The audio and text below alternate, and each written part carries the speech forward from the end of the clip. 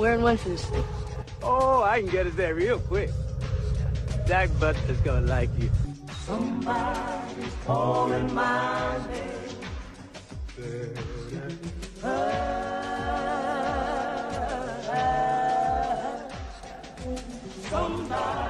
know what I got here? This is the mojo hand. The winning boy's magic. They say there's only one last true mojo left in the world. Take it. Take it and go up there and do your stuff. I'm giving you all the magic I've got.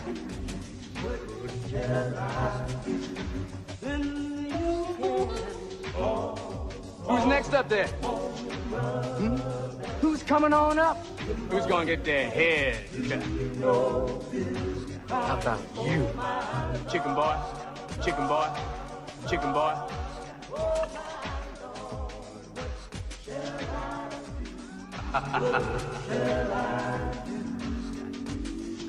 As I mentioned near the close of the last record, this record you are now playing is another example of the completion backward principle. Well. Who sent you here? Can't talk, little man? Oh, bitch.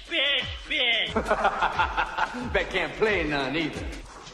I could pull a better cartoon out of my ass. Hey, whoa! Wasn't that great, kid? But as for me, I'm off to battle aliens on a faraway planet.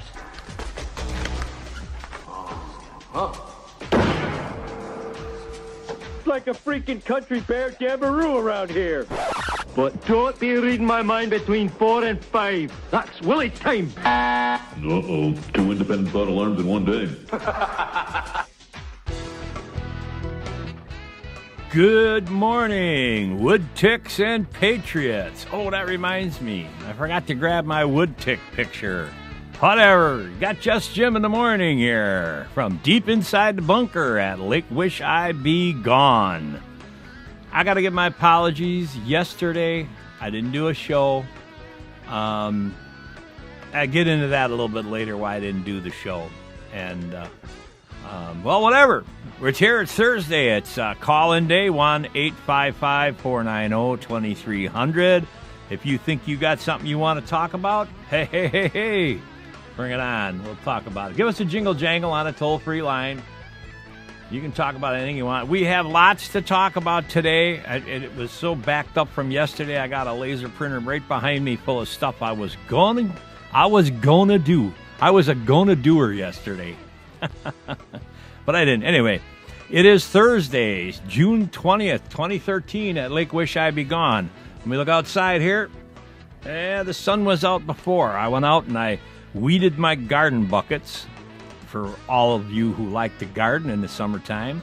It's supposed to top 80 degrees here at Lake Wisheyebegone. And I'm assuming that with that kind of temperature, humidity setting in, welcome to what it is in Wisconsin, right? That's it. We got the Wisconsin bug up there now. We did work on some graphics yesterday. We got some new graphics coming up, and we'll just keep adding to the library shortly. There, look at that.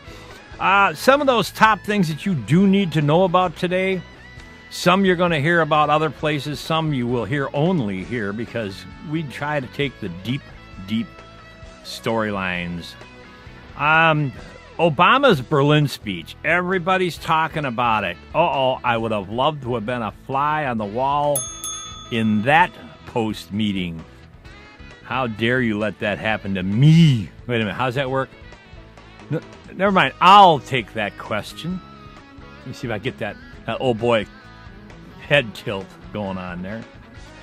Back, with all the little fires going on, guess who's back in the news?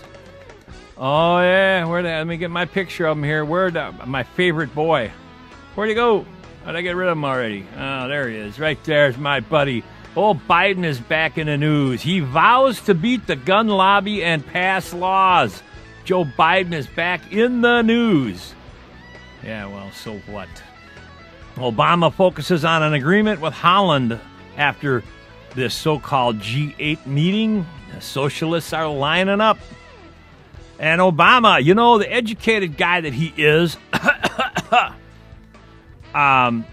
he now is touting his internet and computer expertise. Oh, wait a minute. Who made the internet? Oh, yeah, that was one of his predecessor cohorts. My camera's acting up today. I wonder. We're already having storm warnings coming in here, Lake Wisheyebegone. I don't think so. But he now says that he knows the difference between spying and hacking. Oh, you got that? Spying and hacking? Obama. And, like, we're going to listen to what you have to say? Let's put out the alarms on that one. Anyways, the White House is now, the old boy, when he goes offshore, he really thinks he has cojones. He's now going to vote or veto the anti-abortion bill. He's going to veto the House Farm Bill, which, hey, that has some Wisconsin cheesehead ties. Where are we here? There we are. Wisconsin cheesehead. You know who I'm talking about. Yeah, and I'm sorry to say it's my senator. She's off on a rampage, taking the risk out of farming. But old boy's going to strike that down. But when he gets back, says he is going to use that executive pen. Oh, what the hell is that? Does anybody know what that is? You know something? This guy does. He knows what the executive pen is, doesn't he? Yes, he does, and he's going to wield it. And he's going green again under the power of the executive pen. I think we ought to pass a bill. Remove all pens from the White House. Obama's meddling in South Korea, North Korea, trying to get them two to talk. Oh, yeah. Longtime government lawyer is ready to lead the Gitmo closure effort. Yeah, okay, that's a token passage. Dual government. Is the U.S. operating in both the sunshine and the shadows? Well, Americans, patriots know the answer to that. We all know that it's all around us. And again, Obama takes economic foreign policy agenda to the UK. Like ours is working out. So now he's just going to swoop it on over there. We'll give some more money. The one thing that I didn't talk about is one of the reasons, and I didn't say it, but I will talk about it today. Actually, it's coming right up top of the list here. I did not do a show yesterday because of the one thing that I did not mention that's in the headlines right now. And there are two things, and I may spend a whole lot of time, and I have a whole stack of stories to talk about here. But two, in my opinion, are driving forces of what is going on in America. My America, your America, today. And with that, we're going to start off our show as we always do with the Pledge of Allegiance. I will be right back. Just Jim in the morning on WPEG.net, your dose of reality network. Getting back to school. I remember a teacher that I had. Now, I went through the 7th grade. I went to the 7th grade. I left home when I was 10 years old because I was hungry. And I used to, this is true. I work in the summer and I go to school in the winter. But I had this one teacher. He was the principal of the Harrison School in Vincennes, Indiana. To me, this was the greatest teacher, a real sage of my time, anyhow. He had such wisdom. And we were all reciting the Pledge of Allegiance one day. And he walked over, this little old teacher. Mr. Laswell was his name. Mr. Laswell.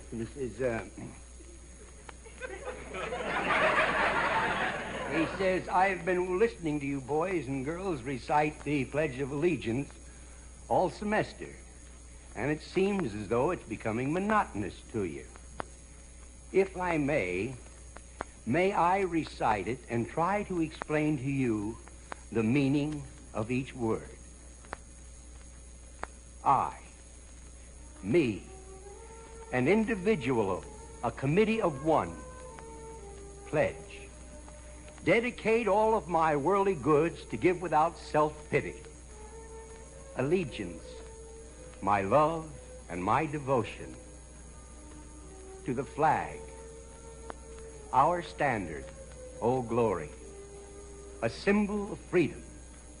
Wherever she waves, there's respect, because your loyalty has given her a dignity that shouts freedom is everybody's job. United. That means that we have all come together. States, individual communities that have united into 48 great states, 48 individual communities with pride and dignity and purpose, all divided with imaginary boundaries, yet united to a common purpose, and that's love for country. And to the republic, a state in which sovereign power is invested in representatives chosen by the people to govern. And government is the people, and it's from the people to the leaders, not from the leaders to the people, for which it stands. One nation, meaning so blessed by God, indivisible, incapable of being divided, with liberty, which is freedom, the right of power to live one's own life without threats, fear, or some sort of retaliation. And justice, the principle or qualities of dealing fairly with others. For all, which means, boys and girls, it's as much your country as it is mine. And now, boys and girls, let me hear you recite the Pledge of Allegiance. I pledge allegiance to the flag of the United States of America and to the republic for which it stands, one nation, indivisible, with liberty and justice for all. Since I was a small boy, 2 states have been added to our country, and 2 words have been added to the Pledge of Allegiance: under God. Wouldn't it be a pity if someone said that is a prayer, and that would be eliminated from schools too?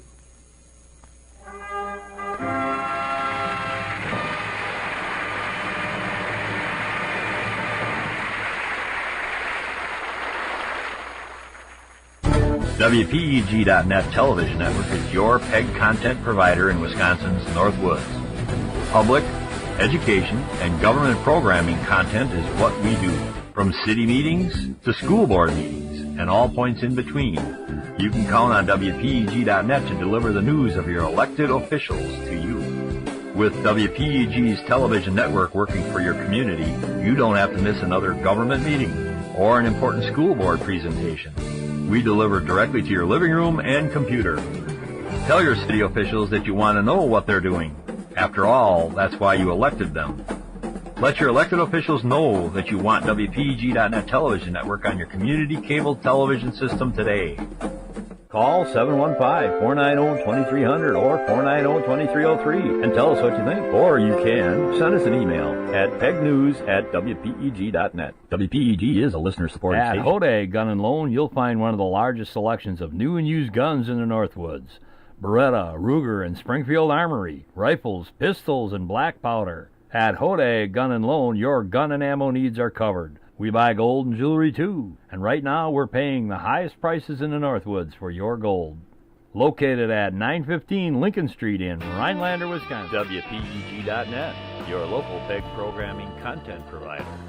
We provide programming in public, education, and government programming for you, our listeners. A listener-supported station. Don't forget to support our underwriters, because they're the ones who care enough to bring you this program. Support our underwriters. After all, they're the ones that keep us bringing this program to you. Are you ready for digital TV?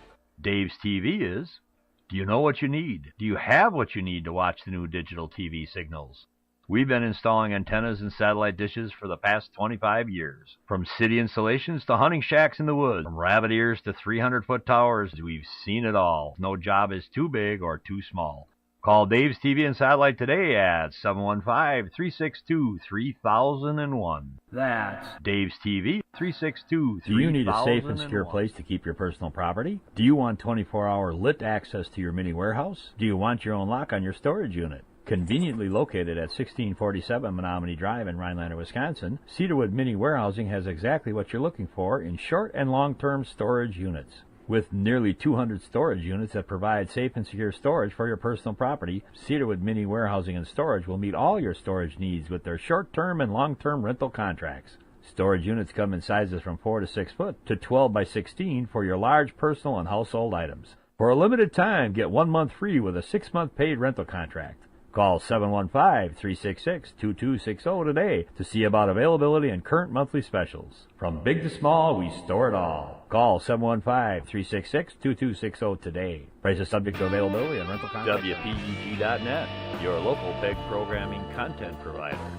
We provide programming in public, education, and government programming for you, our listeners. A listener-supported station. Don't forget, support our underwriters, because they're the ones who care enough to bring you this program. Welcome back, Woodticks. Well, maybe you'll listen, maybe you won't, but welcome back, Patriots. Yes, indeed, do. Just Jim in the Northwoods, in the Great White North. Lake Wisheyebegone. Just a little bit east of Lake Woebegone, where everything is fine and dandy, but here in Lake Wisheyebegone, it sucks. Anyway, but hey, that's why we stay, because we can make it better. We have our own gang of 8 patriots against the entire population of Lake Wisheyebegone. They don't stand a chance. Hello. You know, I said and I apologize. I really do apologize for not having that show up yesterday. I didn't have the heart. And you're going to say, Jim, you don't have the heart? Yeah, there are days you just don't have the heart. And I thought, well, a streamer will just keep ticking and you can listen to some old news. If you haven't heard it, it's new news. And the reason that I didn't have the heart to do one was a single word: Syria. I don't know if any of you have seen Glenn Beck's video, among other people. It came out yesterday. I think it was out earlier. It just maybe hit the social media networks yesterday or day before. Monday, yeah. I think it was Monday's thingamajigger. Like I said, I did not have the heart. I saw a video, and there are a few times in life when you have to pause, and in my not-so-humble opinion, you have to pause and take measure of what's going on, not only in your immediate life, but in your local and national and international life. And yeah, believe it or not, what happens over there is very much directing what's happening here in your own local neighborhoods. We talked about that Monday, how the infiltration in local government by quote-unquote progressives has struck even Lake Wisheyebegone. Well, hell, that's why it's Lake Wisheyebegone. But the one word, Syria, of all the things that are going on, I just had to stop and literally take pause after seeing the last video. The last time that there are some what I call bastard moments in life. Sure, there's a quarter. They're the moments when you just, your jaw hits the floor. You say, your brain just stops. You can't understand what's going on. You see it, you can't believe it. 9/11 was one of those moments. I was watching as the second plane hit the second tower. The beheading of the American citizen that was shown on through the social networks I don't remember when that was. And yesterday, Monday, when the leader of the rebel armies, one of the generals, I don't know what his rank is. At some point, it doesn't matter, where he came across a Syrian soldier, and he gutted him like a deer, and then ate either his heart or his liver on camera, and made the comment of, this is what will happen to you. I'm paraphrasing, what will happen, you Syrian dogs, or whatever it is. As I sit and listen to the reports trickle in on the G8 conference, which, and I'm not belittling what may or may not have gone on there, but it was not a G8 conference. It was a G2 conference for all practical purposes between Putin and old boy. And this was kind of this combination of what just kind of ripped my heart out as an American citizen, patriot. When I hear Putin saying, I don't know that I would be funding the people who eat their enemies' body parts. And again, paraphrasing. And as I watch, oh boy, gently tuck away the checkbook, my checkbook, your checkbook, and funding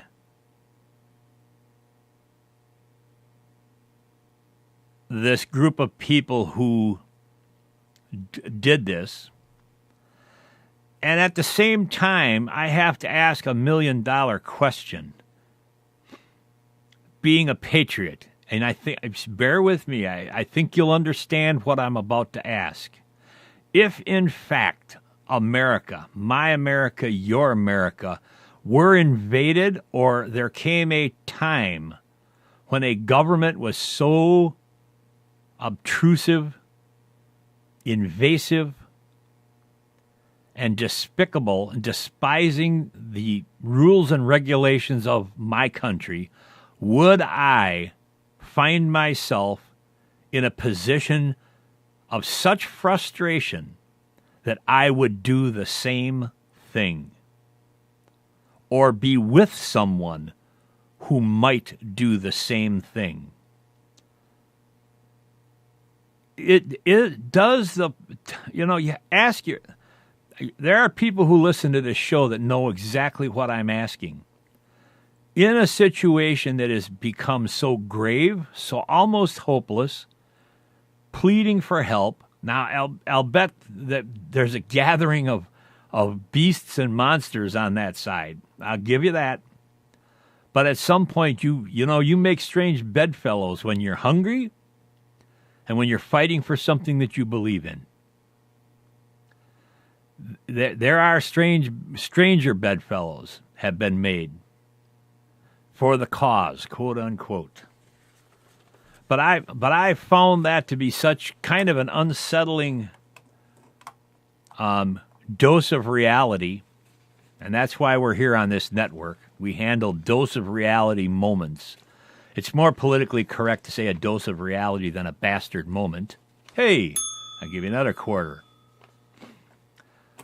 Yet there has to be some, you have to lend some credence to that pause of thought.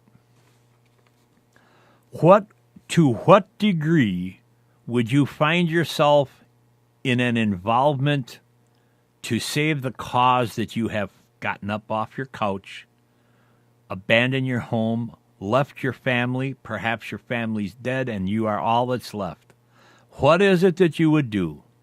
Would you, in our moral world, in America, we would have to say, probably carte blanche, we would not do that. Yet, the dogs of war do things that you would never dream to be feasible in the heat of the battle, and you're crying and pleading for help. Now, once again, if we go back in history, let's hit the Wayback Machine. Oh, that's the wrong one. We just shot the Wayback Machine. If we go back to the Wayback Machine, as we pondered our entrance into World War II,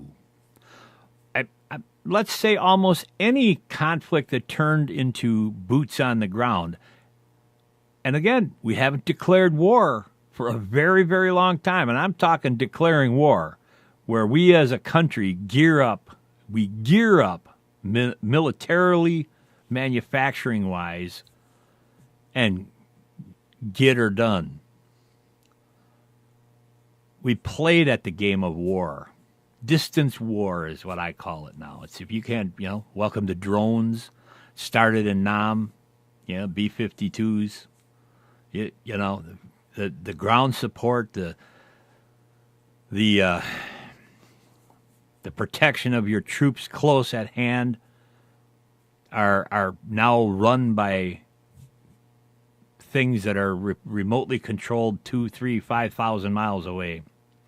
I'm not going to talk about it, but the real war in most other places, it's happening to somebody's home, somebody's apartment building, somebody's car, somebody's street cafe. I forget where the hell I was going now. I got a brain fart. I'm old. I don't know what I'm talking about. But that is my apology for yesterday's no-show. And it is not, I mean, obviously that will never hit the mainstream news. At least I didn't see it, and I didn't go looking for it. I just wanted to just turn it off yesterday. But it is apparently a bona fide video, wherever those credentials come from. Even if it is not, it is such, the depiction of what I saw was kind of obvious. So now, and that really, this letter, this was the 18th, that was 2 days ago, this letter came out. Senators to Obama, arming Syria rebels is not enough. Once again, here's the oxymoron. And listen to this, a bipartisan trio. Do you call three people a bipartisan entity? Hell, it can't hold up to the gang of 8. A bipartisan trio of key senators is demanding that Barack Obama take more decisive action to stem the military advance by Syrian President Assad's forces. Democratic Senators Robert Mendez, Carl Levin, and Republican John McCain. There's McCain back in the issue again. He couldn't wait the other day to run to the Senate floor and give his speech, and it won't make he played Hillary Clinton very well. What difference will it make? What difference does it make? 300 million, 800 million, $1 billion. What difference does it make? Say in a joint letter to Obama that Syrian government forces are advancing so dramatically that providing weapons to the opposition alone is unlikely to shift the war back in the rebels' favor. The administration last week authorized lethal aid to the rebels, but it isn't trying to enforce a no-fly zone or otherwise intervene militarily to halt a war that has killed almost 93,000 people. Now, I'll tell you, last week, the official number was at 83,000. So there's another 10,000 people in there. And the week before that, it was around 58,000, I believe. So either there's a whole lot of killing going on, or the AP and the White House truly do just grab a number out of their address book, as it were, and flip it out. Senators say U.S. should consider targeting regime airfields, runways, and aircraft and help rebels establish a safe zone in Syria. Well, just short of saying, well, let's pull everybody out of Afghanistan and shove them over in Syria. That's just short of what's going on here. And where is, Obama, the old boy, will talk about anything. He will wait a minute, I'll take that question. If I would have been Merkel, I would have knocked him on his ass. God, what a village idiot, I tell you. And well, never mind, I ain't going there. Y'all know what I'm talking about. But just short of saying, let's pull our boys out of Afghanistan, boys and girls. I'm sorry, ladies. I'm sorry. And send them over to Syria in some manner or some shape, between funding Egypt and we just our quote unquote interests are costing us dearly and getting us nothing, absolutely nothing. The part of when you almost believe Putin, and he's backing Assad. There's that dual side. I mean, that humanitarian side, that when he says, well, I wouldn't be paying to support people who eat their enemies' body parts, there is a certain ring to that. that we as Americans in our moral book kind of say that's a little over the line, just a half a step over the line, don't you think?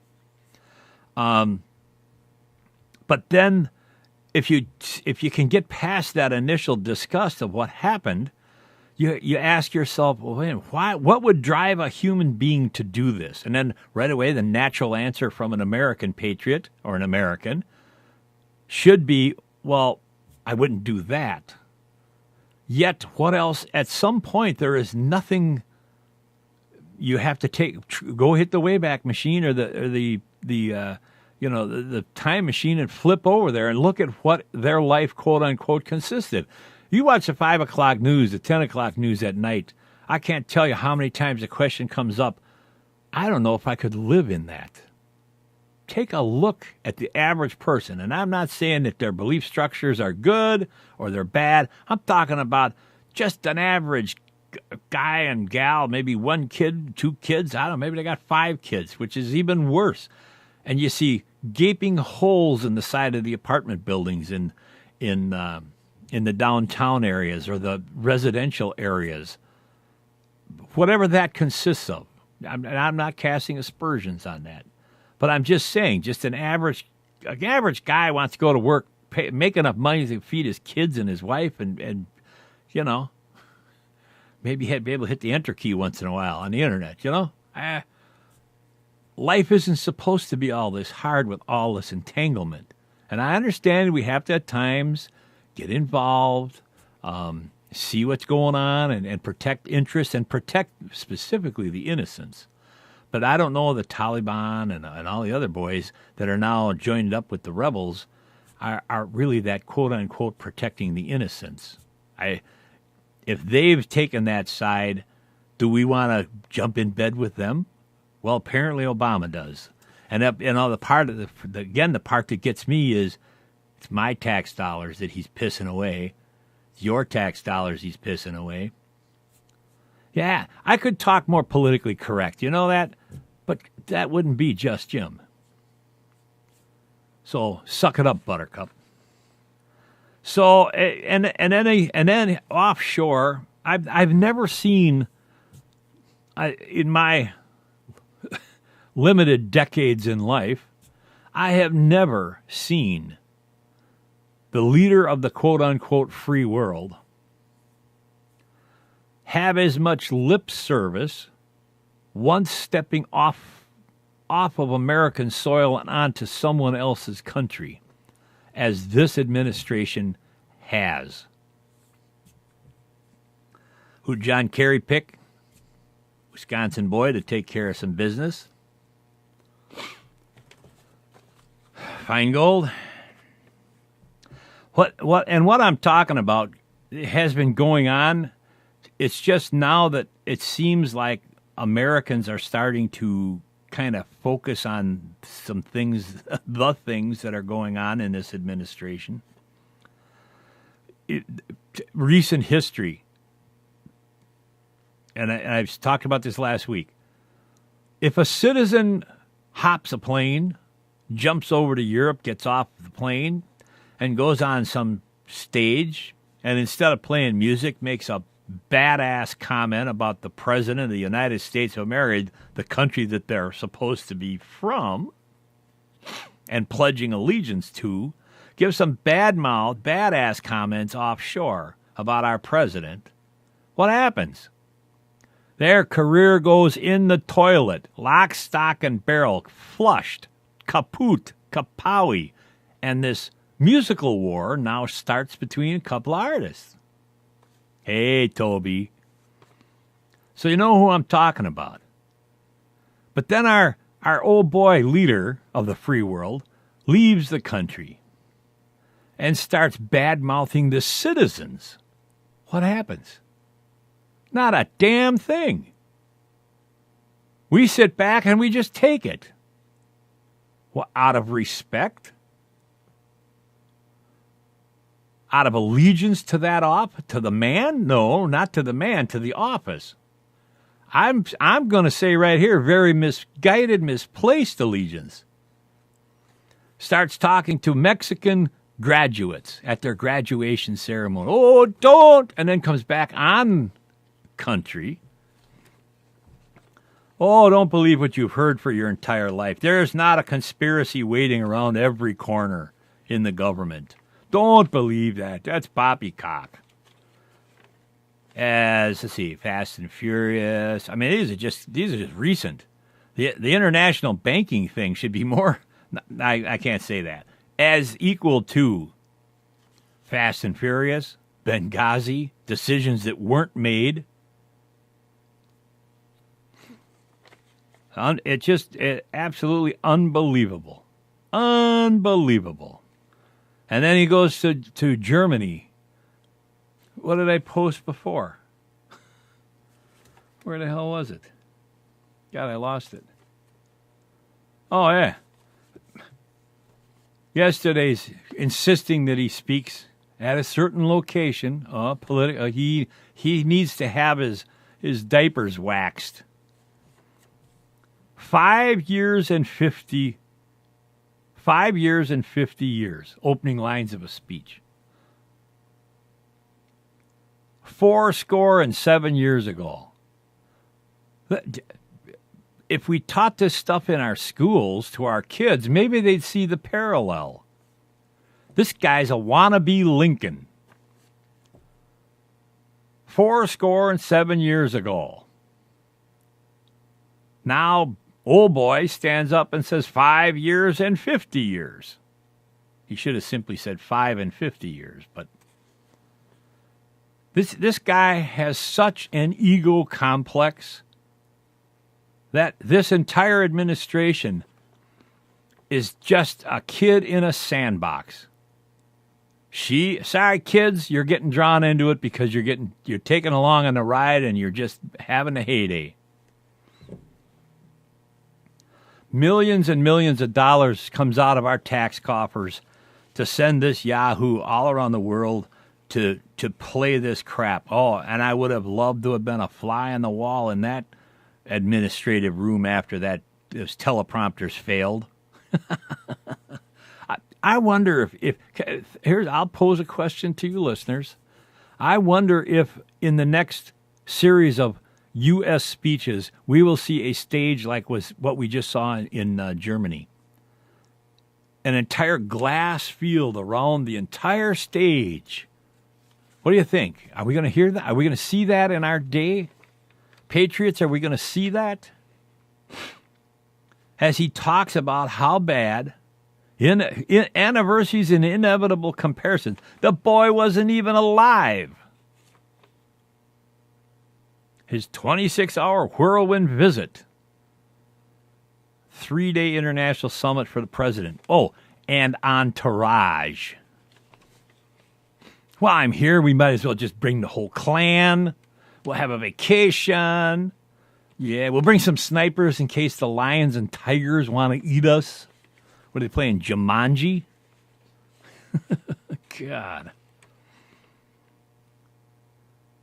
And then he's going to tout that he knows, who built the internet? God, and because he's got a Nobel Peace Prize for what? He's making pieces, he's robbing us? He's going to talk about the difference between spying and hacking.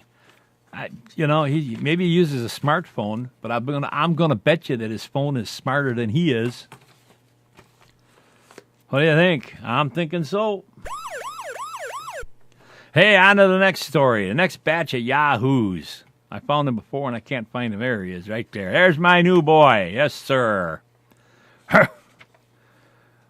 Scrappy Vice President Joe Biden vowed Tuesday to beat the gun lobby. You listening to me now, folks? Huh? Are you listening?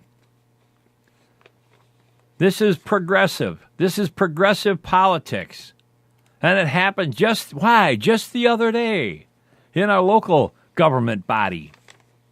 Well, although you had a meeting, it met the letter of the law. But I know somewhere in my crystal ball, I know that that's not what the people of this community want. That is almost a quote from a new supervisor in one of our local townships.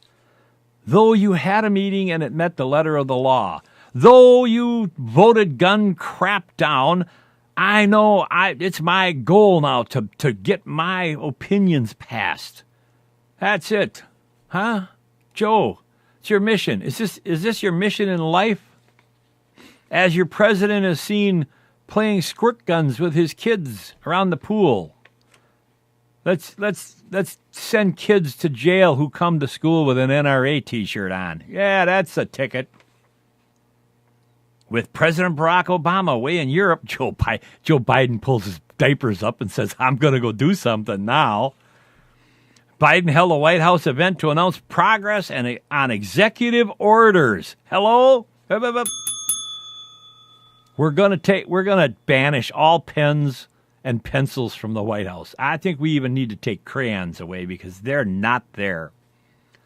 To announce progress on an executive orders to reduce gun violence while stressing the need for congressional action that has eluded them. See, I listen to the words that are written when these guys write this. Eluded. Nothing has eluded them. They got a taste of smackdown. Hello, Patriots. Smacked them down once. We smacked them down twice. What usually happens? You get a shot at the title. What do you get? And then you're out, right? Oh, this is just... These guys are just absolutely ludicrous. They're, and he's flying these boys around now, Sandy Hook, and don't you ever think that my heart doesn't go out to what happened at Sandy Hook or any other shooting. Not what it's about. Don't ever go there. We will have a serious discussion. Quote unquote, we have not given up, Biden repeatedly declared during a 25-minute speech in the South Court Auditorium next to the West Wing, where he and Obama announced this gun safety push in January. I don't even know if I still have a picture of that up here, but I had it at one time. I think I got disgusted and threw it out.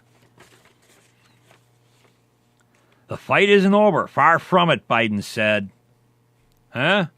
Oh, yeah, he's on a roll. Fists up in the air now. Yep.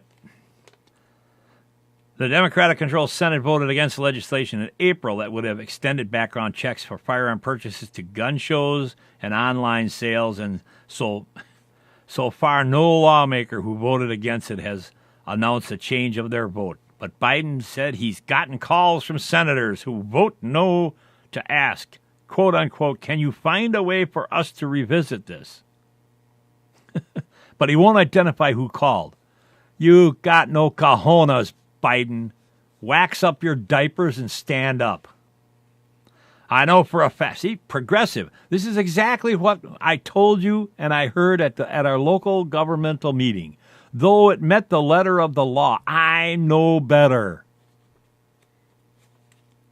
Biden said lawmakers who do not support improved gun safety will pay a political price, quote unquote, because voters want change after December's shooting at Connecticut's Sandy Hook Elementary School that killed 20 first graders and 6 staff. We have yet to succeed in the White House and Senate, but we will.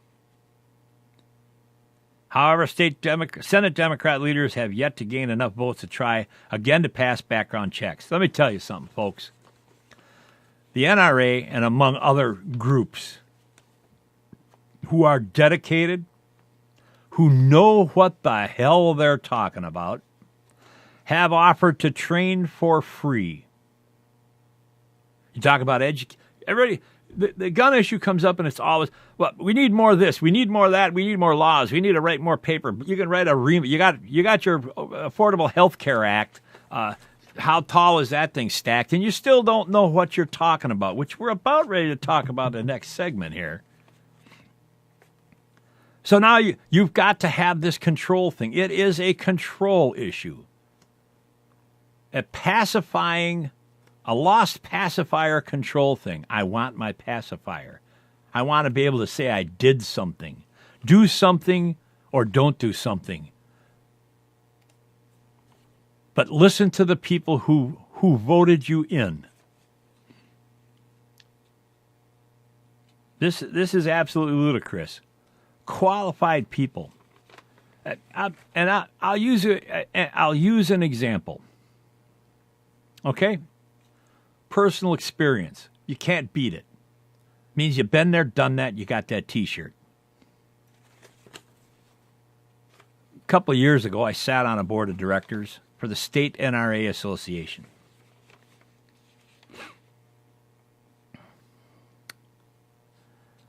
Just prior to the concealed carry permit law that was passed in Wisconsin.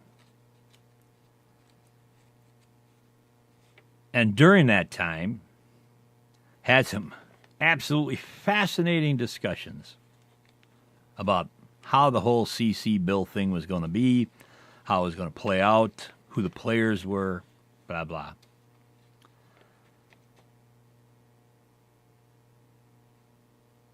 And how can I say this? Being very politically correct, because the primary issue is we agree to disagree on, patriots and conservatives agree to disagree on many, many different things. And there is no backstabbing. Most of the time, most patriots just have at it face to face, walk away from whatever discussion it was, and however heated it was, and still believe in the core principles. How you take the high road, middle road, low road, somehow you got to get down the road.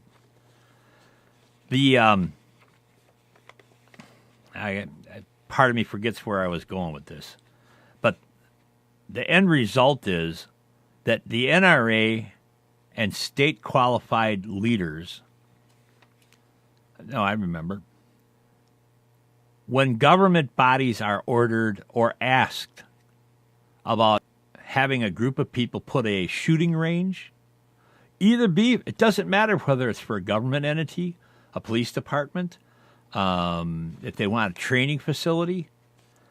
In the state of Wisconsin, what happens, they typically end up in the DNR's office, possibly the Justice Department, DOJ's office, whatever the local government body is. Ultimately, the DNR is called because you want to make sure that you meet your compliant with land and water, soil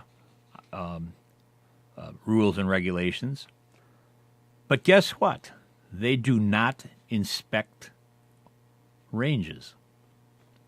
There's only one organization in the state of Wisconsin that will actually come in, look at your blueprints for your range, look at the surrounding areas, and then set national standards for berms, embankments, firing lines, and even help you, the organization, write SOPs, standard operating procedures. Only one organization. One. Uno. Take a look at your concealed carry laws for training. Our laws are relatively easy to get through. Some organizations take firing time. Some organizations don't have to, and yet they're still qualified. Rumor has it the DOJ, Justice Department's going to try and make range time mandatory now. Don't know how he's going to do it, but that's the rumor. But come back to my story, is that there is only one organization that will come in and actually is recognized nationally, and that is the National Rifle Association. You won't see it much on TV, but during the Olympics, the national shooting teams, Camp Perry, phenomenal, just fascinating what people can do in target shooting, competitive target shooting.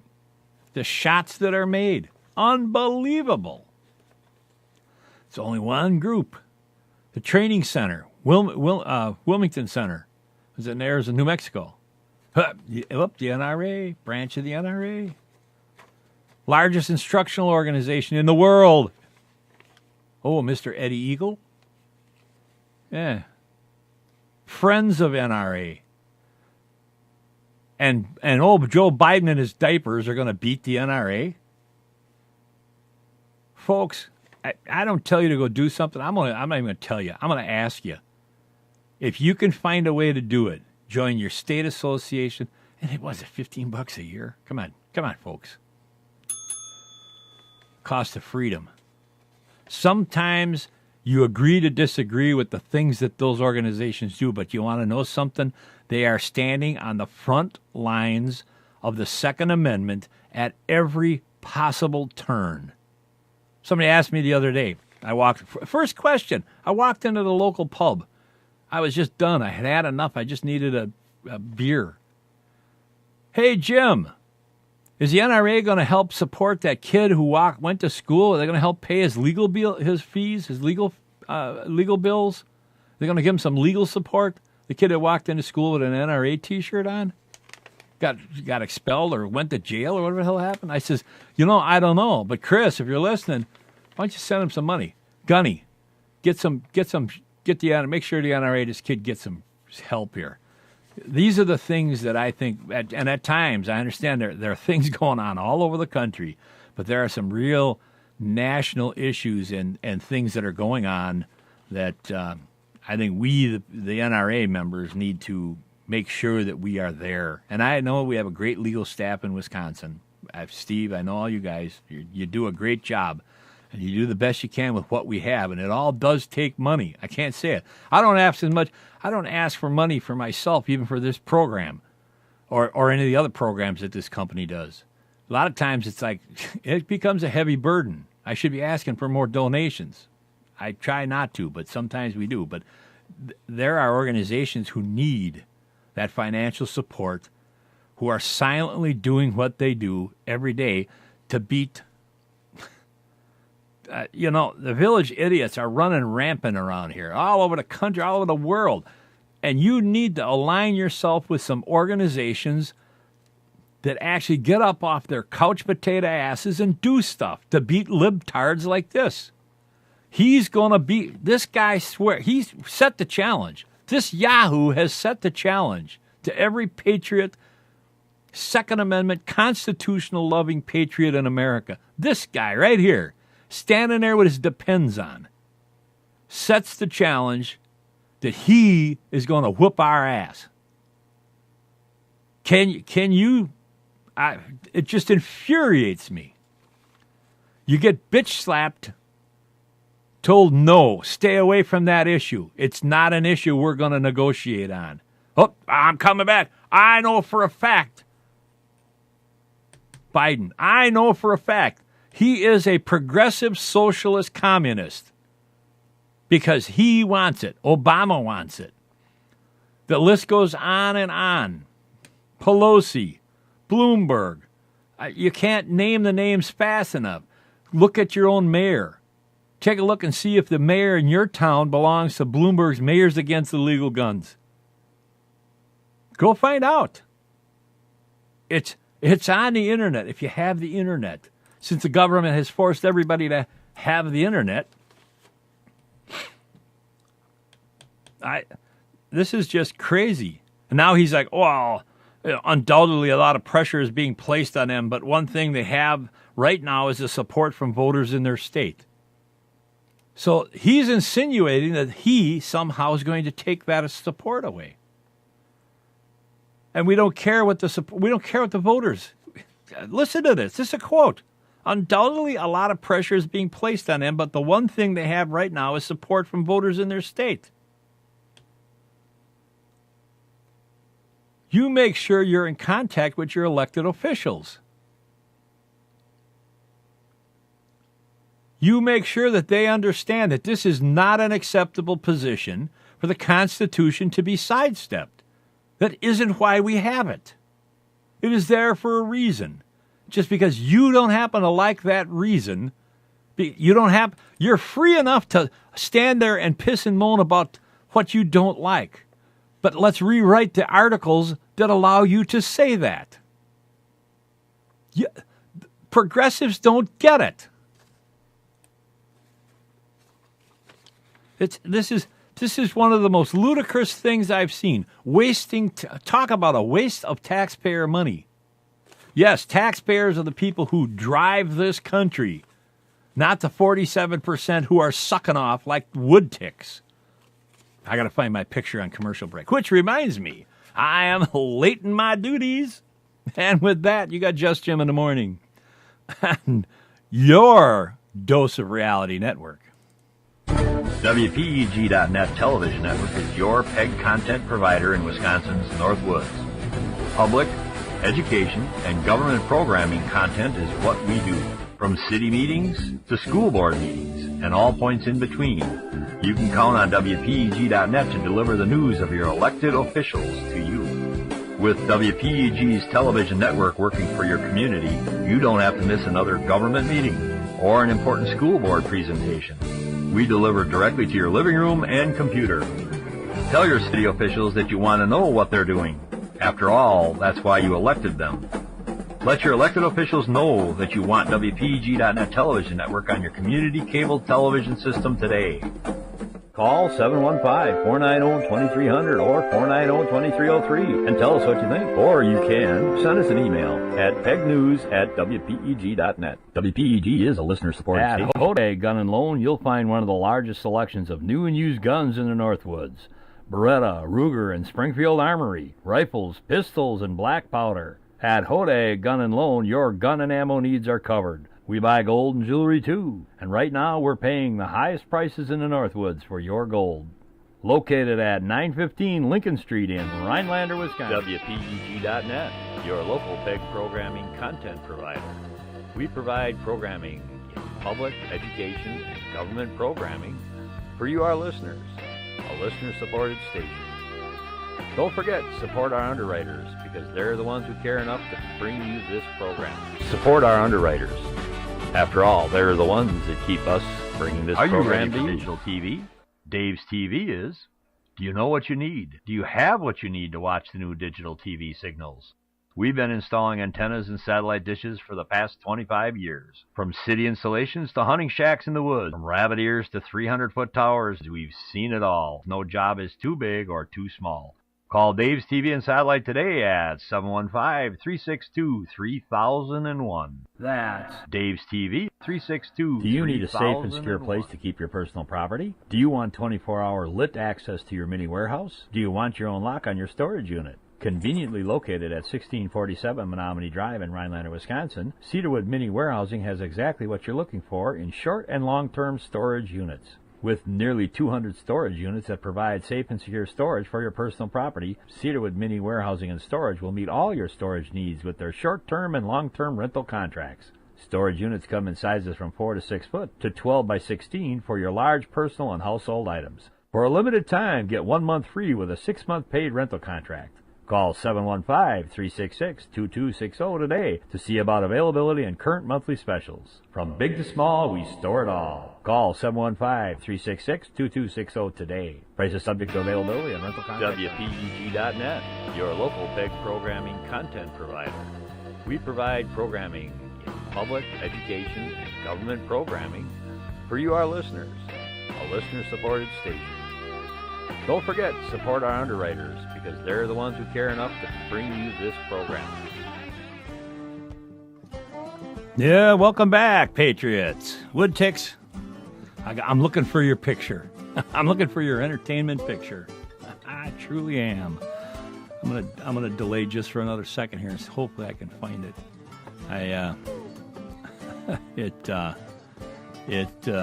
It just struck me yesterday when I found it and I put it up on one of my Facebook pages. And now it seems to be gone. I don't know why. But I will continue to look for it. And we'll go from there. Well, whatever. On to the next subject here now that seems to dominate the news, at least in Wisconsin. It's actually going on all around the country. The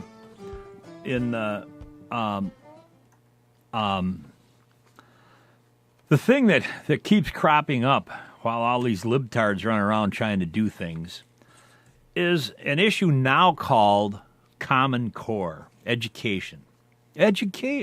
Novel idea. Hey, is that why we have kids? In the old days, maybe you had them to put them to work on the farm. But there are this is what we do. We have kids. We love them to death. We try to educate them, raise them up in to be help make America a better day tomorrow. And ultimately, what do we get? We get slapped in the face by a bunch of people who are progressives, who know better. Even though we vote, we do things by the letter of the law. And these people continue to just not get it. Oh. Hang on, if I can find that here. And here's the guy that's going to beat the NRA. You gotta love this guy. Hang on a minute here. Let me get this here. I just ended that segment with the talking about the new. They're going to bring the gun crap back. Here's the guy that says he knows better. Hillary Clinton is as qualified or more qualified than I am to be Vice President of the United States of America. She is qualified to be President of the United States of America. She's easily qualified to be Vice President of the United States of America. And quite frankly, it might have been a better pick than me. Can you believe that?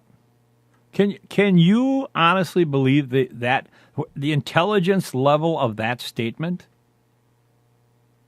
I mean, politically, there's some serious ass-kissing going on here, folks. Kids, plug your ears. I'll give you the quarter. But I'm telling you, there is a... suggested that I don't understand. It's true. There's some things I don't understand. Yeah, some things, out of the mouth of babes comes the truth of the world. Two of the most enlightening, self-incriminating comments I have ever heard in my years of walking on the green side. But here we go. Now, these two guys right here, after listening to what they think they don't understand, and they have an entourage around them of court jesters that continue to do their bidding. Education Department is coming out of Washington, AP. Philip Elliott jotted this story down. And again, listen to the language that our reporters, our journalists, quote unquote, are writing down. States can ask for another year before being required to use student test results to decide whether to keep or fire teachers. Education Secretary Arne Duncan told school chiefs on Tuesday. I'm going to ask for another year. Remember, 1 year. Ask for another year. 1 year. Remember that. 37 states, and that old District of Columbia, have earned permission. Remember that. From the Education Department to ignore parts of the No Child Left Behind plans. Many states have linked student performance on standards. As part of these plans, many states have linked student performance on standardized tests. That's called Common Core. With teacher evaluations. A move that teacher unions... One ringy-dingy. Go lay down, Riley. Go on, go lay down. Boop, boop. I have my dog here, my pup, my Riley girl. The life of... And trust me, she leads the life of Riley. So a move that teacher unions protested and Republicans criticized as Washington overreach. Hello? That whole paragraph right there says you can kiss our ass if you want to ask and earn another year. So let's see how these states earn another year. Those states now can ask for another round of waivers. Wait a minute. Another round of waivers to delay implementing teacher evaluation programs until the year 2016. Well, on the surface, that, waiver, we're not ready to do anything, or we don't know what we're doing. Oh, wait a minute, we don't understand something? and you're teaching the kids. Additionally, school chiefs can petition the education department. Oh, Allah, please, Allah, give me more time. For permission to administer only statewide tests to each student, instead of doubling up with the current statewide version and new versions required as they adopt higher standards. Now, that is a self-fulfilling statement, higher standards. Quote, unquote. This is coming out of Secretary Duncan's mouth. At least I think that's where it came from. After listening to teachers and education leaders, let's see, education leaders, would that be unions? We are providing additional flexibility to states, end quote. Duncan told reporters.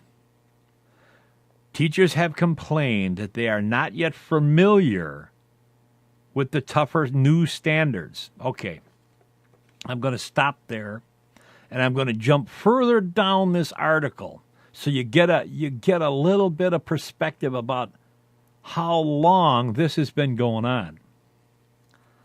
So remember, teachers are now complaining that they're not familiar with the tougher new standards and should not be punished if students don't fare well on their tests. Oh, all right. Here, the education measure, No Child Left Behind. Remember that? Nice words. They made a movie out of it, Home Alone. No, I'm just kidding. Expired in 2007. That was back in the Wayback Machine. 2007 it expired. And has not been replaced. No Child Left Behind, G.W. Bush, I think, or was it Clinton? No, it was Bush. To 2007. That was 6 years. It hasn't been replaced since 2007.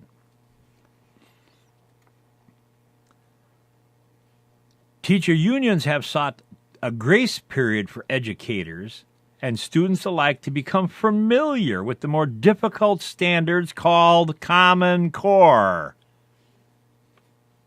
So now we've got No Child Left Behind. 2007 expired, and they were such tough limits. And guess what? Teachers still don't know what the hell is going on, so they say. And here we go. The 2001 No Child Left Behind education law was implemented with bipartisan support from President G.W. Bush and Democratic Senator Edward M. Kennedy. The law imposed ambitious accountability standards. Ambitious. Can I buff my knuckles on my chest here? Such as requiring all students to meet achievement targets in math and reading by the year, listen to this, 2014. Wait a minute here. Shake your head off now. Let's go back to the top. Now the head of the Federal Education Secretary says that you can earn permission to ask for more time, not 1 year. Remember that one, to ask for 1 year. Now, but in 2007, the No Child Left Behind thing expired. Didn't accomplish jack doodly squat. I've even got some teachers you can talk to. They'll tell you the same damn thing. Because the teacher, as it says right here in the report, self-admittedly, the teachers and the unions, we're not familiar. We don't know what to do. So don't blame us, the teachers and the teachers union, if your kids don't fare well on the tests. Because we don't know. We're so dumb we don't know. Yet the 2001 No Child Left Behind set parameters so far out, 14 years out. Stop. We're calling in the ambulance here. 14 years. From 2001 until 2014. And now, the head hotshot that thinks he knows it all is going to let states earn the privilege. Wait a minute, privilege. Is that something you have to earn? I guess maybe it is. To ask for 1 year extension. So that if my math, back when I went to school, my math said 2014 plus 1 year would make it 2015. But hold on. The extension's way back here. See, way back up here at the top of the article, it says that they'd find a wave of waivers to delay implementing teacher programs until 2016. How does 1 plus 1 equal 6? No. What is going on here? These are the people who are telling us, our local teachers, that they can apply for all these extensions, but their math doesn't work out. How the hell could they even write a quiz? Could they even write a pop quiz on, I don't know, movies? I don't know. This article right here, either this guy that's reporting, Phil, is a blithering idiot, or the educational secretary of the whole federal government, United States, we the people, is a blithering idiot. Well, we call them village idiots. I'm sorry. Let's do just classification where needed. No Child Left Behind standards. This is back again. This is now closing in on 14 years after the fact of this No Child Left Behind, which has turned into Common Core. And God, there's another name right in the back, creeping up in the. As soon as we the people learn about all this stuff, what do? They stop using that name and give it a new name. It's the same damn thing. So now they're going to say this is the current understanding of the Educational Committee at the leaders at a federal level. No Child Left Behind standards are now seen as overly ambitious. Oh, but without a new law from Congress or permission from the Education Department, states would be penalized for not meeting its standards. Oh, I need to get a violin in here so I can start playing. I cry too often when I read these bleeding heart progressive stories. Do you understand what's going on here? It's called federal control. You're going to have a bureaucrat. Let's see now, wait a minute. Can we put all these things together? Somebody from the IRS is going to now control your health care. We've got people who think that it's okay to just ship some guns offshore, and we'll see what comes back. See, the analogy to that is we'll throw enough shit at the wall, something will stick. Well, we'll find something up there that'll come back. Well, give them a bunch of guns and ammo and stuff. We'll see what comes back. It'll show up somewhere, and then we'll know where all the drugs are coming from. In the meantime, our heroes, our patriots are dying because of some asinine thought process. This is no different, except now it's the minds and hearts of our children. Republicans have said that the system of waivers for promises has given Duncan inordinate amounts of power. Kiss your ass, beg for permission. We've been closing the show with a mighty fine patriotic presentation to a bunch of our elected officials. I'm not here as a serf begging for my master's permission. Suck it up, Buttercup. Ever heard of states' rights, local control, local government, local involvement. Have you ever heard of a parent being able to just come home and spend time and help their kids with the homework? That was in America long ago, long lost. More waivers and bureaucratic rigmarole can't address the challenges facing our nation's schools. Students and families deserve a better law. They deserve a better law. Can you believe that some guy went to school, got in his writing who's coming for the AP, getting a story picked up, saying that we deserve a better law? This guy don't get it. Though I appreciate the facts he puts out here, though the timeline sure as hell doesn't look very good. And that's exactly what leaders in the House and Senate are working toward, said Republican Representative John Klein, a chairman of the House Education and Workforce Committee. Let me tie the end result of this when you have bureaucrats bending an ear and a perceived obligation to come up with a better law. Yet they've all been in there long enough. They've all been in Washington long enough to have passed or been a voter on the No Child Left Behind law. So back then they said they knew what the hell they were doing. What does that tell you now when they're now saying, well, you deserve a better law? I'll tell you what it means, that there's a gang of 8 working on what they're calling this new immigration and border security. It's coming out as border security first, like I told you it would, because then the immigration doesn't seem so. And if you want to have this, you got to have it paid for somehow. So let's jack some fines up on all these illegal aliens that I still don't know what the word illegal means, because it sure means one thing in one place and another and something else in a different place. But we'll make the fines. We'll make them pay a bunch of fines so they can pay for border security. I'm not keyed in yet. I just don't get it.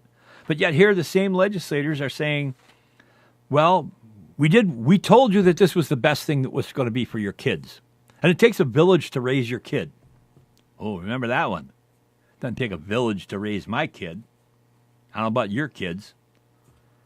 But I'm going to tell you that now these same idiots, the same village idiots that passed the No Child Left Behind law and let it expire in 2007 and haven't done a damn thing about it since, are working on a better law. We're going to tell you a better way that your kids need to live.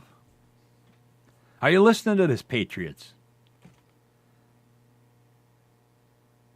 How this relates to today and the immigration, I went off on the immigration law, and I will go off and tie these things together every chance I get. In the immigration backroom meetings, the Gang of 8 were courted by the AFL-CIO, tech companies, the likes of Microsoft, Apple, Dell, HP, all household names that we all love dearly. But what was their business in a backroom meeting with the Gang of 8, the Chicago political force? That's all I can call it. It's the old boys' version of We the People, a Gang of 8. And why were they there? They were demanding an increase in the number of work visas that would allow them to hire foreign entities to come and work for their companies by 100,000. And you're going to say, Jim, what has that got to do with anything? What it has to do with anything is this. It is exactly that. There we go. If these companies cannot hire an educated, qualified workforce, based on citizens. You know, it used to be give a vet a job, have some priority. Vet should have some priority coming back from war and defending a country and American way of life. Now it's simply just a citizen.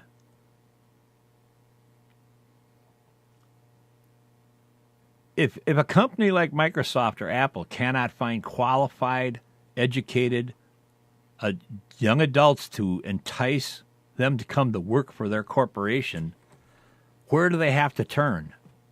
Offshore.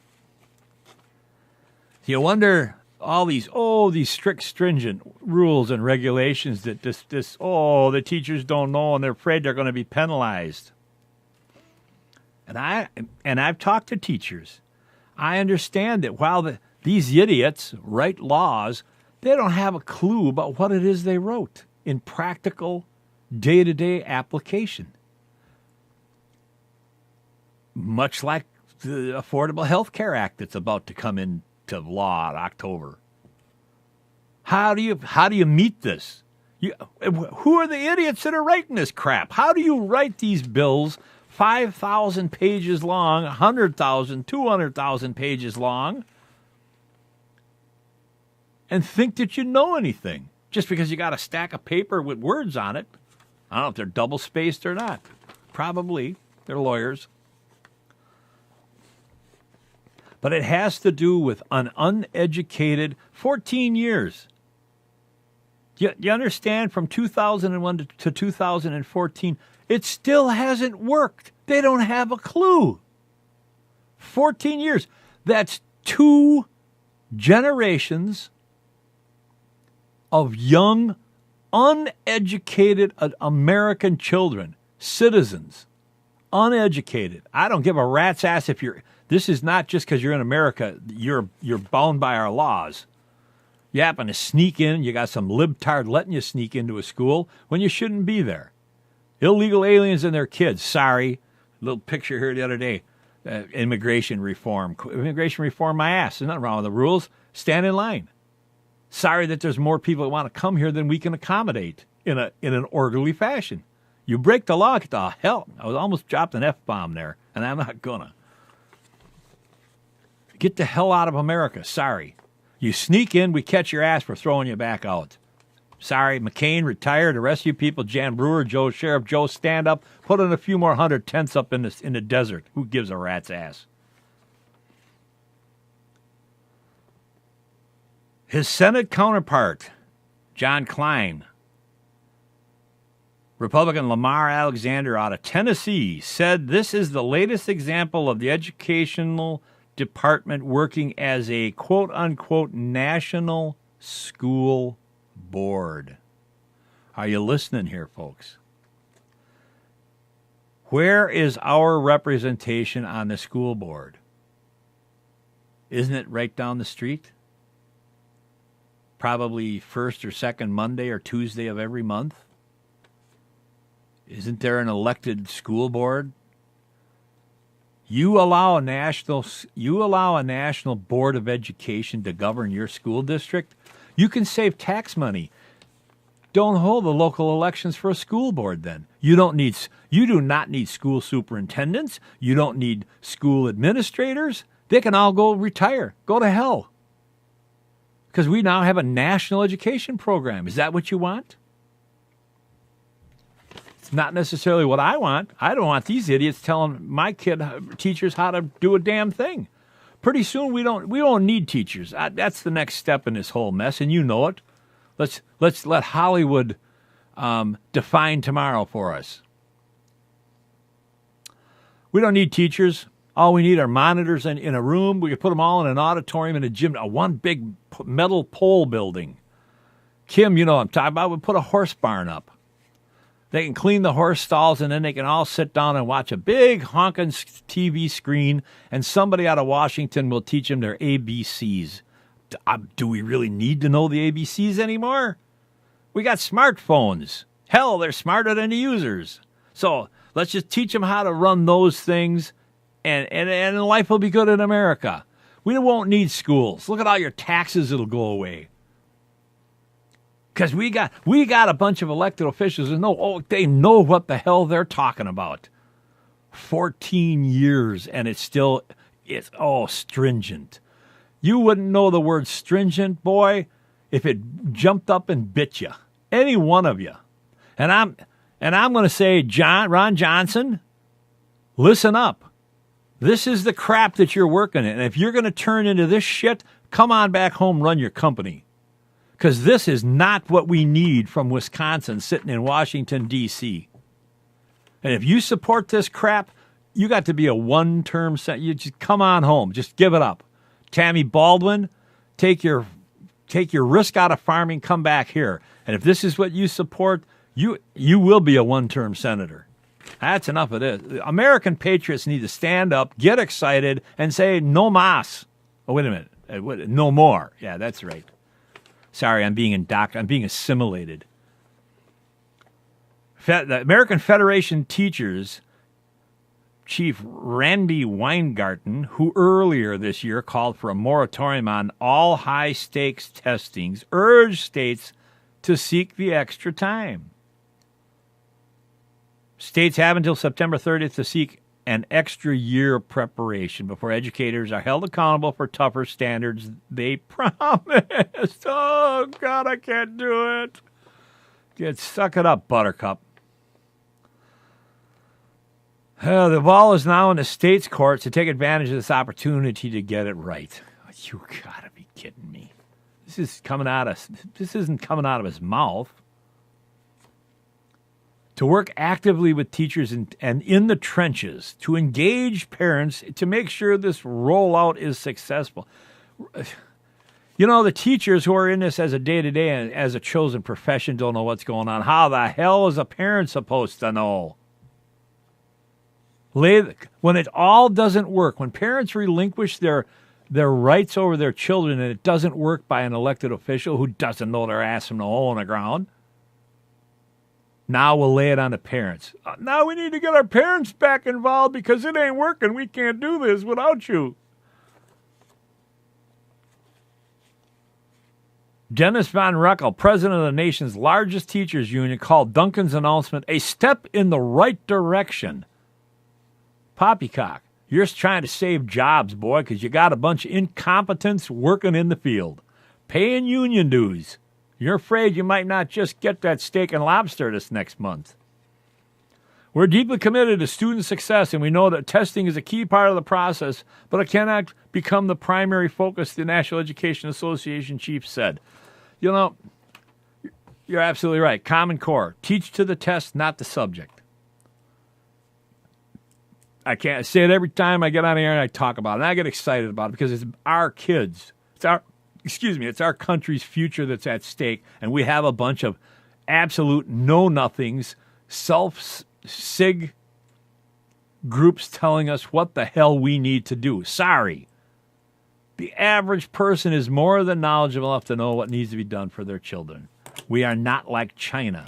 Oh, speaking of which, any of you do-gooders who want to adopt kids out of China, you're out of luck. They've now put a moratorium on their babies, much like Russia and Romania. Yep, too many kids are being returned for warranty work. Don't get me started on that subject. Anyway, you have Just Jim in the Morning on your Dose of Reality Network. WPEG.net television network is your PEG content provider in Wisconsin's North Woods. Public, education, and government programming content is what we do. From city meetings to school board meetings and all points in between, you can count on WPEG.net to deliver the news of your elected officials to you.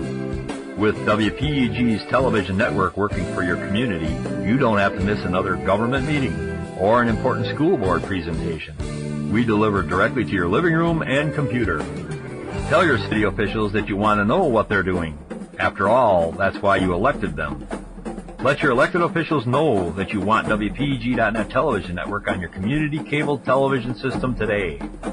Call 715-490-2300 or 490-2303 and tell us what you think. Or you can send us an email at pegnews@wpeg.net. WPEG is a listener-supported station. At Hodag Gun & Loan, you'll find one of the largest selections of new and used guns in the Northwoods.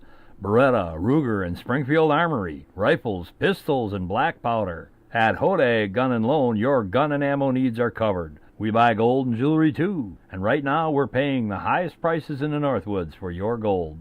Located at 915 Lincoln Street in Rhinelander, Wisconsin. WPEG.net, your local PEG programming content provider. We provide programming in public, education, and government programming for you, our listeners. A listener-supported station. Don't forget to support our underwriters because they're the ones who care enough to bring you this program. Support our underwriters. After all, they're the ones that keep us bringing this program to you. Digital TV? Dave's TV is. Do you know what you need? Do you have what you need to watch the new digital TV signals? We've been installing antennas and satellite dishes for the past 25 years. From city installations to hunting shacks in the woods, from rabbit ears to 300-foot towers, we've seen it all. No job is too big or too small. Call Dave's TV and Satellite today at 715-362-3001. That's Dave's TV, 362-3001. Do you need a safe and secure place to keep your personal property? Do you want 24-hour lit access to your mini warehouse? Do you want your own lock on your storage unit? Conveniently located at 1647 Menominee Drive in Rhinelander, Wisconsin, Cedarwood Mini Warehousing has exactly what you're looking for in short and long-term storage units. With nearly 200 storage units that provide safe and secure storage for your personal property, Cedarwood Mini Warehousing and Storage will meet all your storage needs with their short-term and long-term rental contracts. Storage units come in sizes from 4 to 6 foot to 12 by 16 for your large personal and household items. For a limited time, get 1 month free with a 6-month paid rental contract. Call 715-366-2260 today to see about availability and current monthly specials. From big to small, we store it all. Call 715-366-2260 today. Prices subject to availability and rental contract. WPEG.net, your local PEG programming content provider. We provide programming in public, education, and government programming for you, our listeners. A listener-supported station. Don't forget to support our underwriters because they're the ones who care enough to bring you this program. Oh, it's Joe Ligotti, the guy from Boston again, baby. And you know, I got a very interesting email from Tom from Austin, Texas. He sent me an email on a 500-plus employee company. And here are the stats on this company. 29 of these employees have been accused of fucking whacking their spouses around, whether they be male or female. 7 of them have been arrested for fraud. 19 of them have been accused of fucking bouncing checks from here to Chicago. 117 of these pricks have bankrupted at least 2 companies, not 1. 3 of them have done time for assault. All right? 71 cannot even get a MasterCard or a Visa because their credit sucks so bad. 14 have been arrested for smoking dope on drug or other drug charges. I don't know what they're snorting or smoking over there. 8 of them have been arrested for shoplifting. 21 of them are current defendants in actual lawsuits right now. And here's the best. You'll love this one. 84 of these employees this year have been arrested for drunk driving. Are you all right? You want to know what this company, who this company is, and what it does? It's a company that works for you and works for me. That's right, the United States Congress. Absolutely. Don't you love it? These assholes, led by the head asshole Nancy Pelosi, that liberal bitch, who's trying to take away my handguns, letting the fags get married, and taking away my cigars and trans fats. And these bastards got that kind of a record? Trying to keep me in line? You! That's right. Guy from Boston, baby, talking about the United States Congress. They're beautiful. Remember, you were thinking it, but I get the balls to say it. The ups over on Capitol Hill. Oh, yeah. Joe Ligotti, the guy from Boston. Yeah, I keep playing the same one over and over because I just get a hoot out of that thing. I really do. I get a hoot out of that one. And it's, I don't know, a couple years old now, so I'm wondering. I'll have to go ask Joe if he's checked up on the numbers of these guys yet, if they've increased or decreased. On the lighter side, there's a couple things going on here. Yeah, we always hit the lighter side. It's not always. Well, I guess it is. There's a Russian tycoon. This hit the wires a couple days ago. Peter Svensson. Can the city that never sleeps become the city that never dies? A Russian multimillionaire thinks so. There, see? Right there it is. It's there. I got it.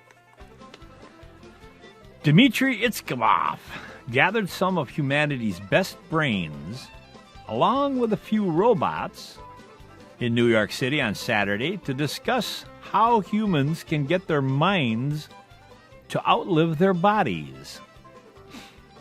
Itzkov, who looks younger than his 32 years, has an aggressive timetable in which he'd like to see milestones towards that goal met. By 2020, robots we can control remotely with our brains. Whoa. God, I wish I could do that now for old boy. Because obviously the voters don't control him. By 2025, a scenario similar or familiar to watchers of sci-fi cartoon show Futurama, the capability to transplant the brain into a life support system, which could be a robot body. Essentially, a robot prosthesis can replace an ailing, perhaps dying body. But we got a sharp mind till Alzheimer kicks in. By 2035, the ability to move the mind into a computer. That is an absolutely dangerous thought. Eliminating the need for robot bodies to carry around wet, messy brains. By 2045, in the year 2525. Let's see, there was a song like that. Technology nirvana in the form of artificial brains controlling insubstantial hologram bodies. The testimony of the neuroscience experts invited at Itzkov Global Future of 2045 conference at the Lincoln Center in the New York City's Manhattan's borough indicated that his timetable is ambitious to the point of being unrealistic. Not so, kiddies. But the gathering was a rare public airing of questions that will face us as technology progresses. Should we do it simply because we can do it, is the question. Is immortality desirable, and if so, what is the best way to get there? Do we leave behind something essentially human if we leave our bodies behind? If you send your robot copy to work, do you get paid? Now we're worried. There you go. We need a robot union. Any of you organizers out there want to get busy now? Here's your tomorrow unions right here. The robot moves his lips, nodded, and moved his eyes while a hidden loudspeaker played up Ishiguro's voice. Apart from the stiff posture and curious splay of the hands, the robot could be mistaken for a human. At least 10 rows from the stage. AI at its best. Ishiguro uses the android or Geminoid, after the Latin word for twin, to meet with students at a research institute 2 hours away from the laboratory where he also has an appointment. He controls it through the internet and sees his students through a webcam. Oh, here we go, back to the internet. The problem is that if I use this Android, the research institute says it cannot pay for me. Ishiguro said, to laughter from the audience of hundreds of journalists, academics, Buddhist monks, and futurism enthusiasts. You know, I gotta ask, where are the ethics representatives from medical, Christian society? I'm sure I missed a few of them in there. Where are they? They're not mentioned in here. Don't they care? Or could it be they don't know? It's Itzkoff who made his money in the Russian internet media business. The isolated achievements of inventors like Ishiguro are not enough. He wants to create a movement. You know, you won't have movements with robots. Get my drift? Itzkoff says he tries to eliminate his selfishness day by day and has spent about $3 million promoting his vision. He organized the first conference on the theme in Russia last year. But in bringing the idea to the United States, a cultural difference is apparent. His desire for a shared, guiding vision for humanity does not mesh well with the spirit of American high-tech industry, who despises government involvement and prizes its freedom to pursue whatever project it wants. The difference between socialism and a republic. Absolutely free marketplace says this to government involvement most of the time, and the government goes that to private business. Except over there, you know, and I got to tell guys like Biden and Obama, if this is what you want, get the hell over there. They'll welcome you with open arms, maybe.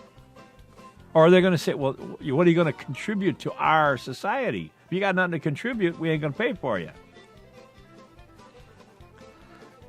Space entrepreneur and X-Prize chairman Peter Diamandis is articulated that spirit at the conference. The freewheeling capitalist system, he said, is one of the strongest engines for effecting change. Archbishop Lazar Fuhulo of the Orthodox Church of America, who has a background in neurobiology and physics, offered another critique of the conference. A lot of this stuff can't be done, he said. If it can be done, that's not necessarily a good thing either. And the robed and bearded patriarch believes. I'm not too fond of the idea of immortality because I think it will be deathly boring.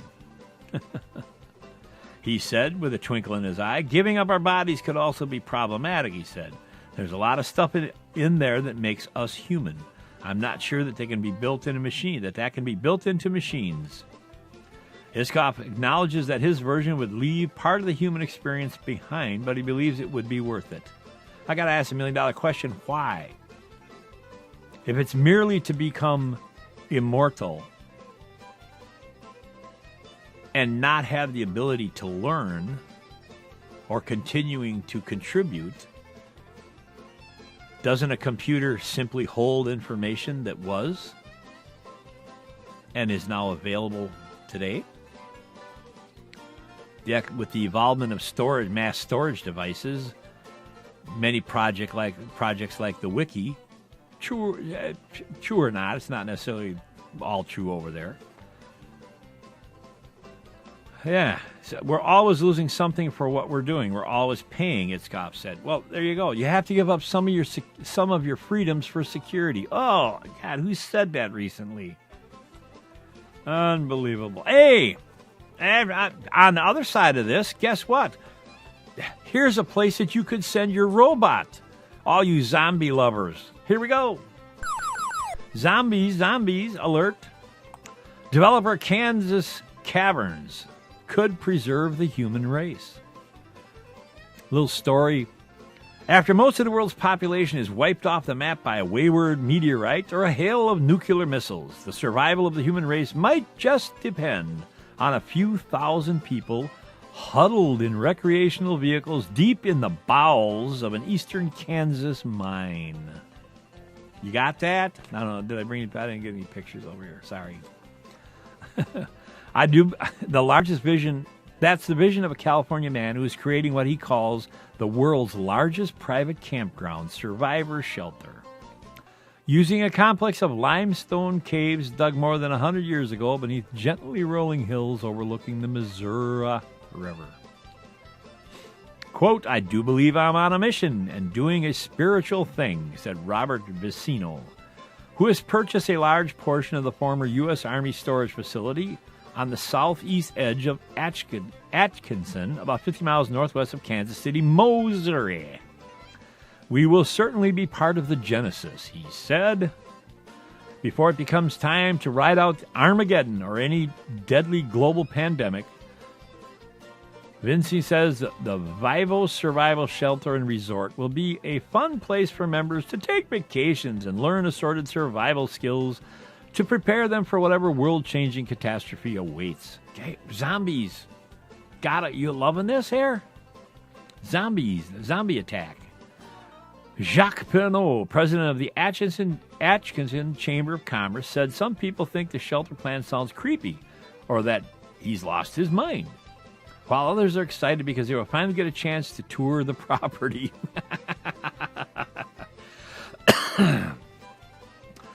Ashken is known as the birthplace of Amelia Earhart and one of the most haunted towns in Kansas, he says. So the survivor shelter is likely to add to the town's tourism draw. It's quirky, and quirky gets attention, she said. Recent Hollywood movies have done big business exploring themes around the human race, either through climate shifts, meteor impacts, or zombie invasions. And the National Geographic Channel. Oh, well, this gives legitimacy to anything if the National Geographic Channel comes by. Doomsday Preppers documents the efforts of Americans who are preparing for the end of the world with elaborate shelters and plenty of freeze-dried rations. Yeah. I got to get down here. I'm going to jump down here a little bit. They talk about the cost here, and this is going to surprise you. Oh, here we go. I found it here. Vecino, whose company is based in Del Mar, California, said he received... he bought the place for $510,000. And this cavern has been around since the late 1800s, for decades as a storage facility before putting them in an up for auction last year. The winning bid in December was $1.7, but financing fell through and the site was put up for sale again. One of his ideas was to lease the land to a company that builds survival bunkers. There you go. Collins flew to Kansas 2 days later to check out the property, and he agreed to purchase 75% of the complex rather than lease it, while Collins retained the rest and is marketing to local businesses. The complex consists of 2 fully lighted, temperature-controlled mines with concrete floors. The East Cave, which Cullen owns, encompasses 15 acres and contains offices, vaults, restrooms, and other developed workspaces.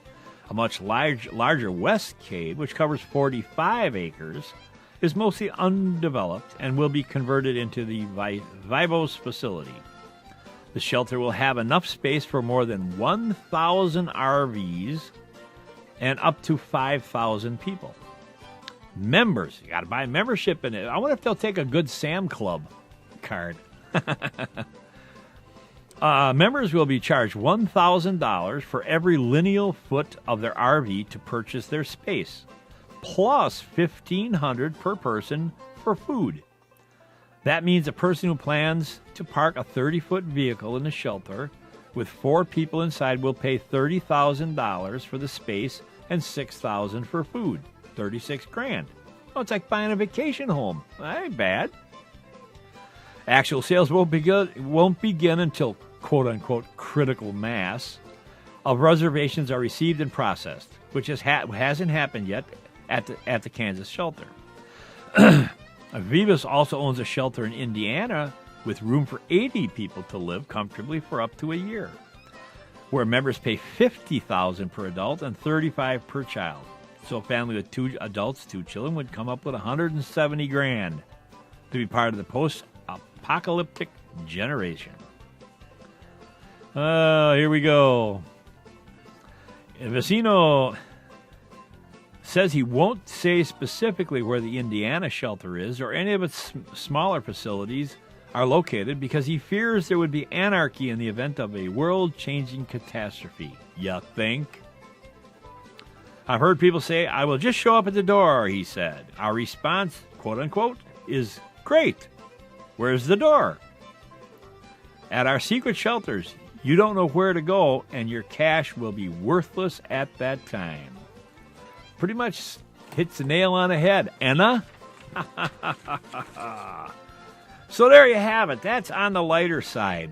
As I mentioned, China has now said, has announced individuals and groups are banned from privately adopting abandoned infants in a country where tens of thousands are abandoned each year, where baby trafficking has become a perennial problem. So if you're on the waiting list, don't be paying any more government military people off. Yeah, you listen to that one, eh? Trying with grand hopes of anything. The IMF, International Money Fund, is calling for urgent steps to be taken by Spain on their unemployment issues. They're sitting at 27%. Almost 1 in 3 people are unemployed.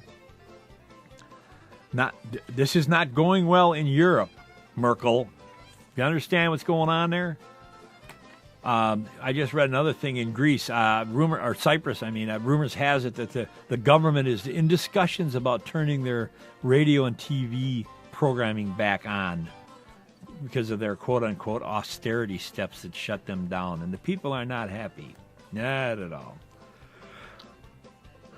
Excuse me, I'm boring myself with all these good stories. After secretive talks, key senators expressed optimism coming out of the Gang of Eight meeting Wednesday night that they were closing in on a bipartisan agreement to toughen border security requirements on immigration legislation that also offers a path to citizens to millions living in the country illegally, then ship them the hell out. You break the law, you go to jail. What's so hard to understand? Oh, wait, there's money to be made here. The IMF, yep. 3 more are guilty in the probe of pilot Flying J. A national truck stop organization. This is going to be sweet. And we got another governor involved here. They're not saying what his percentage of ownership is, but he does own a percentage of it, of this company. $31 billion is the annual revenue stream that this company claims, although the trucking firms have been cheating drivers out of their rebates, and with secret recordings of stuff they're bringing to the court. Manager of the Omaha, Nebraska-based Morehouse Trucking have failed to keep track of how much money was due in rebates. So we don't have the records anymore, so we won't be responsible. Here we go. It doesn't stop. Everybody's screwing everybody else. What's the matter? You can't make enough legal money, you got to go screw your neighbor. I think I'm going to start a show called Screw Your Neighbor. And you guys can call up and tell me whatever you want to do to screw your neighbor. Who cares, right? It's a new American way. Not. And with that, I'm going to be out of here. We got about 8 minutes left, and it's 9:54. But I got a couple of things, and I say this. I play this thing. I play these two, and this will just take us out of the show, I think. I'll play Fred Thomas, Thompson. A program we got permission to play, and I think everybody should see the video. I'm not playing a video right now, but I'll swing it into the program and jump over the video one of these days. But in the scheme of things, agree to disagree, stand firm on what you believe, stand firm on the Constitution, because that is the law. It is what it is, and do not let the libtards call a constitutional Congress. We, the people, will not fare well with the libtards and idiots that are running around out there. Can't collectively come up with consensus on anything, let alone trying to figure they could rewrite the Constitution of the United States of America. My America. Your America. Get involved. Get up. Be good to your neighbor, but be firm. Until then, God bless each and every one of you. We will see you next week. Have a great weekend. It's going to get stormy around Lake Wisheyebegone today, so hopefully I won't lose any trees on any of my property and my toys, but you never know. Like I said, be good to each other. Be good. God bless. Have a good day and a better tomorrow. Until then, this is Just Jim from the bunker at Lake Wisheyebegone, bidding you adieu.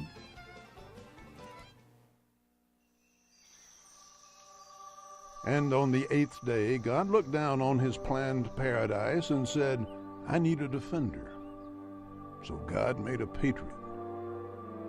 God said, I need somebody willing to sacrifice everything, his fortune, his sacred honor, even his life, for liberty and something called inalienable rights that he cannot see but knows he cannot live without.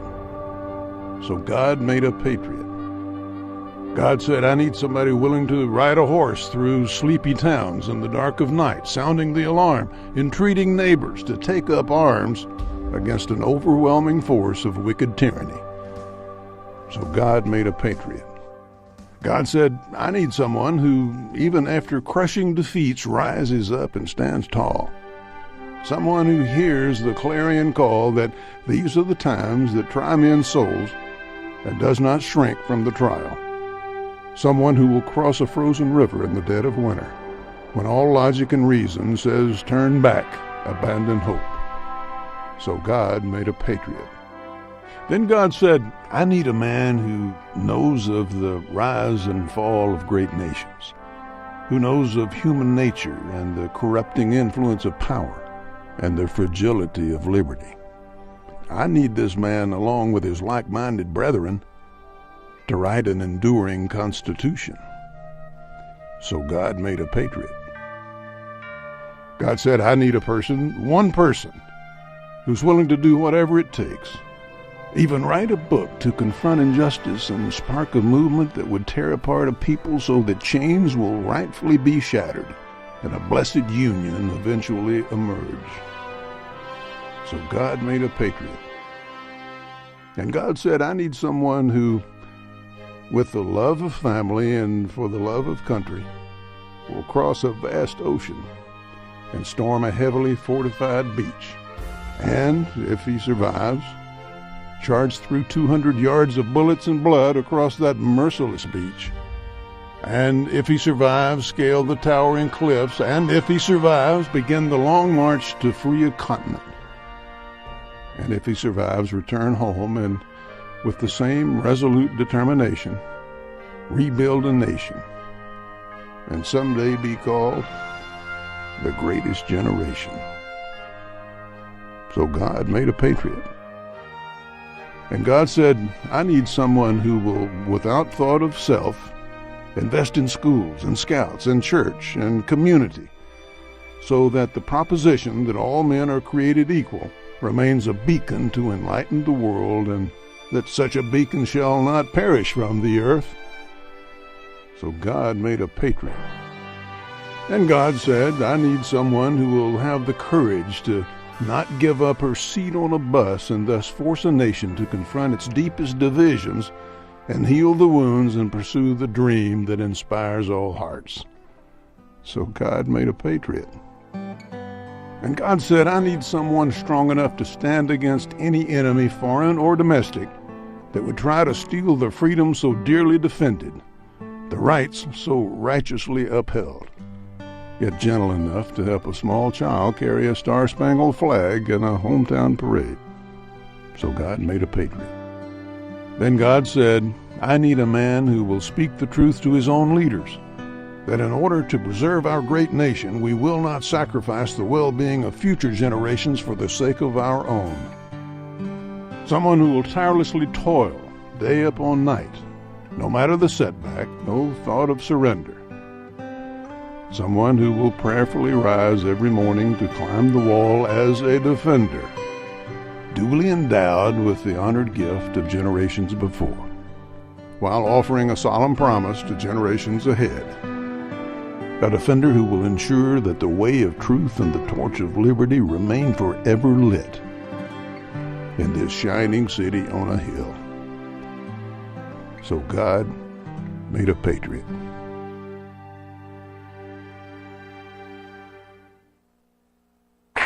Getting back to school, I remember a teacher that I had. Now, I went through the 7th grade. I went to the 7th grade. I left home when I was 10 years old because I was hungry. And I used to, this is true. I work in the summer and I go to school in the winter. But I had this one teacher. He was the principal of the Harrison School in Vincennes, Indiana. To me, this was the greatest teacher, a real sage of my time, anyhow. He had such wisdom. And we were all reciting the Pledge of Allegiance one day. And he walked over, this little old teacher. Mr. Laswell was his name. Mr. Laswell. And he says, He says, I've been listening to you boys and girls recite the Pledge of Allegiance all semester, and it seems as though it's becoming monotonous to you. If I may I recite it and try to explain to you the meaning of each word?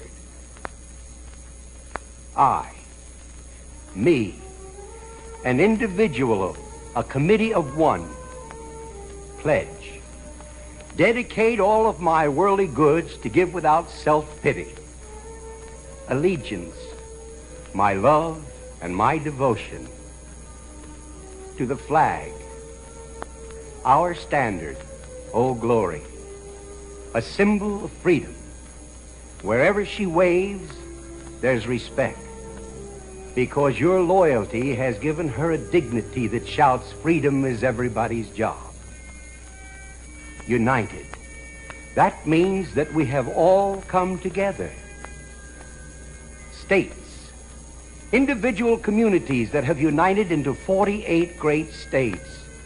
48 individual communities with pride and dignity and purpose. All divided with imaginary boundaries, yet united to a common purpose. And that's love for country. And to the republic,